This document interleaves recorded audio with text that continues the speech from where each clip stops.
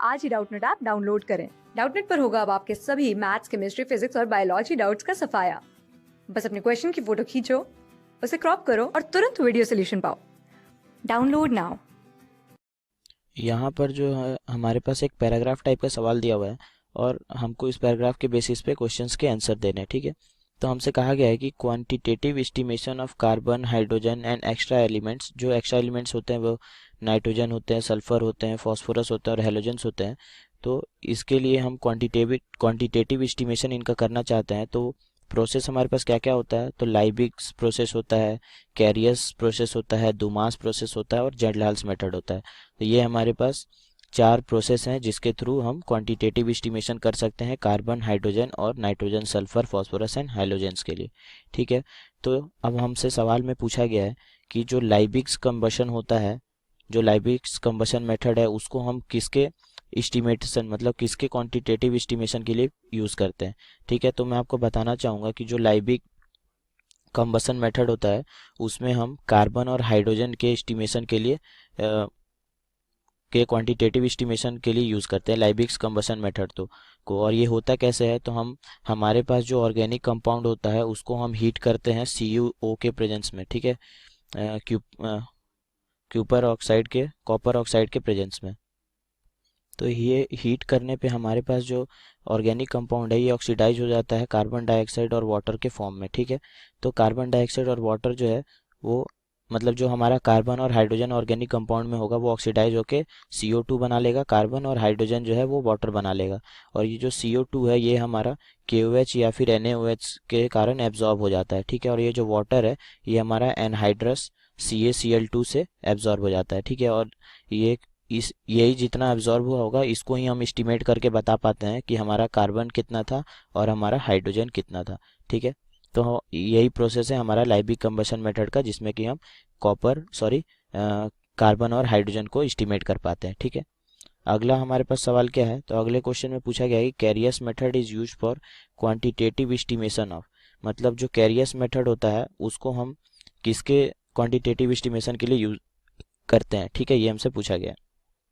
तो मैं आपको बताना चाहूँगा कैरियस मेथड को यूज़ करके हम एस्टिमेशन करते हैं हैलोजेंस का। ठीक है, हैलोजन, सल्फर और फास्फोरस का हम निकाल सकते हैं क्वांटिटी, मतलब उसका कितना परसेंटेज प्रेजेंट है ऑर्गेनिक कंपाउंड में, उसके लिए हम कैरियस मेथड को यूज़ करते हैं। तो कैरियस मेथड में क्या होता है, तो कैरियस मेथड के बारे में मैं बताना चाहूँगा कि हमारे पास एक known mass of organic compound लेते हैं, उसको हम हीट करते हैं कॉन्क HNO3 के प्रेजेंस में। ठीक है, मतलब नाइट्रिक एसिड के प्रेजेंस में हम हीट करते हैं। ठीक है, तो हीट करने पे हमारे पास क्या मिलता है, सॉरी ये कॉन्क HNO3 है और इसको हीट करते हैं और साथ में यहाँ पे हमारे पास क्या होता है AgNO3 होता है। ठीक है, तो ये AgNO3 जो है वो यहाँ पर जो कार्बन और हाइड्रोजन होगा वो क्या हो जाएगा, वो ऑक्सीडाइज हो जाएगा CO2 और वाटर में, और जो हैलोजेंस होते हैं वो AgX बना लेते हैं। ठीक है, हैलोजेंस जो होंगे वो हमारे पास सिल्वर हैलाइड बना लेंगे, और सिल्वर हैलाइड को हम क्या करते हैं फिर फिल्टर करके ड्राई करके मेज़र कर लेते हैं कि वहाँ पे परसेंटेज कितना है वहाँ पर हैलोजेंस का। ठीक है, तो हम देख सकते हैं कि हमारा जो ऑप्शन है वो कौन सा करेक्ट है, तो बी ऑप्शन करेक्ट है। यहाँ पे हैलोजन, सल्फर और फॉस्फोरस का भी हम एस्टिमेशन कर पाते हैं। और सल्फर फॉस्फोरस का कैसे कर पाएंगे, तो सेम काम होता है, यहाँ पर हम कॉन्क HNO3 के साथ में इसको रिएक्ट कराते हैं। ठीक है, और यहाँ पर हमारे पास सल्फर के लिए कॉन्क HNO3 होता है और साथ में इसके BaCl2 होता है। ठीक है, और BaCl2 होता है तो ये क्या हो जाता है, ये ऑर्गेनिक कंपाउंड जो है ये हमारा बन जाता है यहाँ पे H2SO4। सल्फर जो है वो ऑक्सीडाइज होकर H2SO4 हो जाता है और BaSO4 के तौर पे प्रेसिपिटेट हो जाता है। ठीक है, तो इसको BaSO4 को फिर हम क्या कर लेते हैं, मेज़र कर लेते हैं। ठीक है, तो हम देख सकते हैं इस तरह से हम सल्फर का एस्टिमेशन कर पाते हैं।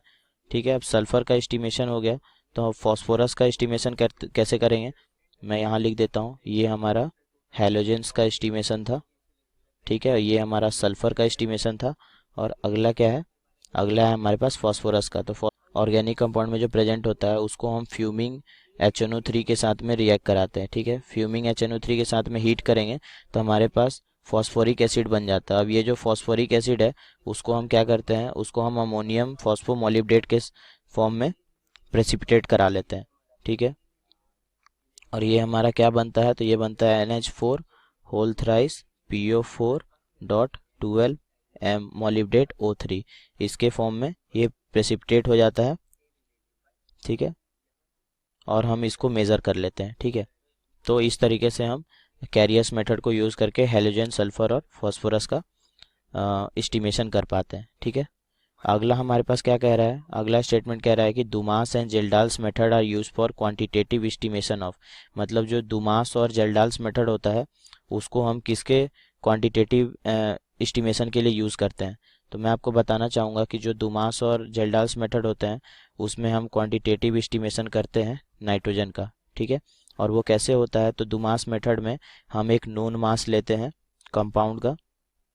मैं लिखता हूँ यहाँ पे, जो हमारे पास दुमास मेथड है उसमें हम एक नोन मास लेते हैं ऑर्गेनिक कंपाउंड का, और उसको हम हीट करते हैं CuO के साथ, कॉपर ऑक्साइड के साथ हीट करते हैं, तो हमारे पास कार्बन डाइऑक्साइड निकलता है। फ्री नाइट्रोजन मिक्सचर आया था उसको हम क्या करेंगे, कॉपर गॉज से पास कराएंगे, ठीक है। Mixture passed through copper gauze. अब ये जो कॉपर गॉज है ये क्या कर लेता है, ये एब्जॉर्ब कर लेता है, सॉरी कॉपर गॉज जो है वो नाइट्रोजन के जो ट्रेस हैं, नाइट्रोजन ऑक्साइड जो होता है हमारा NO2 उसको कन्वर्ट कर देता है किसमें, नाइट्रोजन गैस में, ठीक है। अब इसको नाइट्रोजन गैस को फिर हम क्या करते हैं, नाइट्रोजन गैस को हम मेज़र कर लेते हैं कि कितना था। तो ये तरीका होता है दुमास मेथड का, ठीक है। और जो हमारे पास कार्बन डाइऑक्साइड और वाटर रिलीज हुए होते हैं उसको हम KOH के साथ में ट्रीट करा देते हैं ताकि हमारा जो कार्बन डाइऑक्साइड है वो वहाँ से बाहर निकल जाए, ठीक है। तो ये हमारा दुमास मेथड होता है। अगला मेथड जो है हमारे पास वो क्या है, वो है जेल्डाल्स मेथड। तो जेल्डाल्स मेथड में क्या करते हैं हम, जो हमारा जेल्डाल्स मेथड है उसमें हम क्या करेंगे कि एक known mass of organic compound लेते हैं, उसको हम किसके साथ में मिक्स करते हैं, उसको मिक्स करते हैं K2SO4 के साथ और Cu, या K2SO4 ले सकते हैं और CuSO4 के साथ में ट्रीट करते हैं, ठीक है। यहाँ पे हीट करना है हमको, तो हीट करने पे हमारे पास क्या होता है, जो CuSO4 जो है ये कैटलिस्ट की तरह काम करता है, और जो K2SO4 है ये इंक्रीज करता है बॉइलिंग पॉइंट को, ठीक है। तो यहाँ पर हमारे पास क्या हो जाएगा, तो जो नाइट्रोजन ऑर्गेनिक कंपाउंड में प्रेजेंट होता है वो अमोनियम सल्फेट के फॉर्म में आ जाता है, मतलब NH4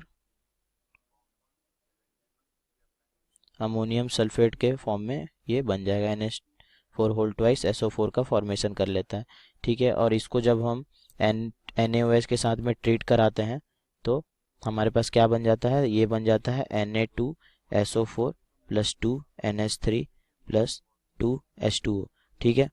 अब जो हमारा 2NH3 और H2SO4 आया है वो अगेन क्या हो जाएगा, यहाँ पर जो हमारा 2NH3 आया है इसको हम ट्रीट कर देते हैं H2SO4 के साथ, तो ये हमारे पास again NH4 whole twice SO4 बना लेता है। तो हमें यही अमोनियम सल्फेट के का फॉर्मेशन हो जाता है और हम इसको ही यूज़ कर लेते हैं एस्टिमेशन ऑफ नाइट्रोजन करने के लिए, ठीक है। तो हम देख सकते हैं हमारा ऑप्शन सी जो है वो सही है। अगले क्वेश्चन में पूछा गया है कि जो कैरियस मेथड होता है जिसमें कि हम क्वांटिटेटिव एस्टिमेशन करते हैं फॉस्फोरस का बाय यूजिंग मैग्नीशियम मिक्सचर, तो फॉस्फोरस जो है वो एस्टिमेट किससे होता है, ठीक है। तो हम देख सकते हैं कि हमारा जो कैरियस मेथड में अगर हम क्वांटिटेटिव एस्टिमेशन करेंगे फॉस्फोरस का, भी मैं बता रहा था कि फॉस्फोरस का अगर हम क्वांटिटेटिव एस्टिमेशन कर रहे हैं तो वहाँ पर मैग्नीशियम मिक्सचर को यूज़ किया गया है, ठीक है। मैग्नीशियम मिक्सचर जो यूज़ कर रहे हैं वो कौन सा है, तो मैग्नीशियम मिक्सचर हमारे पास MgCl2 प्लस, ये मैं लिखता हूँ, मैग्नीशियम मिक्सचर का मतलब होता है MgCl2 प्लस NH4Cl को यूज़ किया गया है।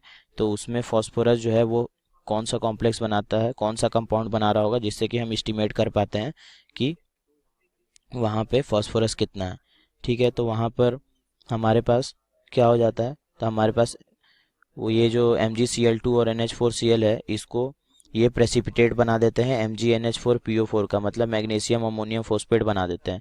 और उसको जब हम हीट करते हैं तो मैग्नीशियम पायरोफॉस्फेट बनता है और उसको हम मेजर करते हैं। और मैग्नीशियम पायरोफॉस्फेट का जो फॉर्मूला होता है वो क्या होता है, Mg2P2O7 होता है। तो इसका मतलब है बी ऑप्शन जो होगा वो इस क्वेश्चन का राइट आंसर होगा, क्योंकि हम इसको ही यूज़ करते हैं ताकि हम मेज़र कर पाएँ कि फॉस्फोरस कितना है उसमें। अगले क्वेश्चन में हमसे पूछा गया है कि जो कैरियस मेथड है उसमें हम क्वांटिटेटिव एस्टिमेशन कर रहे हैं सल्फर का, तो उसके लिए हम कौन सा कंपाउंड जो फॉर्म होता होगा जिससे हम एस्टिमेट कर पाते होंगे। तो अभी मैंने दिखाया था कि सल्फर में जो ऑर्गेनिक कंपाउंड होते हैं, जो ऑर्गेनिक कंपाउंड में सल्फर होते हैं उसको CONCHNO3 और BaCl2 के प्रेजेंस में ट्रीट करते हैं, तो वहाँ पे H2SO4 और BaSO4 प्रेसिपिटेट निकलता है। तो BaSO4 जो बना है इससे ही हम मेज़र करते हैं कि वहाँ पे सल्फर कितना है। तो ऑप्शन सी जो होगा वो इस क्वेश्चन का राइट आंसर होगा। ठीक है। अगले सवाल में हमसे पूछा गया है कि कैरियस इज़ द नेम ऑफ, तो कैरियस किस चीज़ का नाम है कैरियस मेथड में। तो मैं आपको बताना चाहूँगा कि जो कैरियस मेथड हम यूज़ करते हैं उसमें कैरियस जो होता है वो एक ट्यूब है। ठीक है। वो किस तरह का ट्यूब होता है, तो कैरियस जो है एक सील्ड कैपिलरी ट्यूब होता है। ठीक है, जो हम देख सकते हैं हमारा ऑप्शन सी करेक्ट है। और सील्ड कैपिलरी ट्यूब का जो स्ट्रक्चर होता है वो कुछ इस प्रकार से स्ट्रक्चर हमारे पास होता है। सील्ड कैपिलरी ट्यूब का इस तरह का ये एक स्ट्रक्चर होता है। ठीक है, तो हम देख सकते हैं हमारा ऑप्शन कौन सा करेक्ट है, सी ऑप्शन करेक्ट है। ठीक है, तो हम देख सकते हैं हमारा आंसर हर क्वेश्चन का आ चुका है। ठीक है, थैंक यू। क्लास 6 से 12 से लेके नीट, IIT, JEE मेंस और एडवांस के लेवल तक 10 मिलियन से ज्यादा स्टूडेंट्स का भरोसा। आज ही डाउनलोड करें डाउटनेट ऐप या व्हाट्सएप कीजिए अपने डाउट्स 8400 400 400 पर।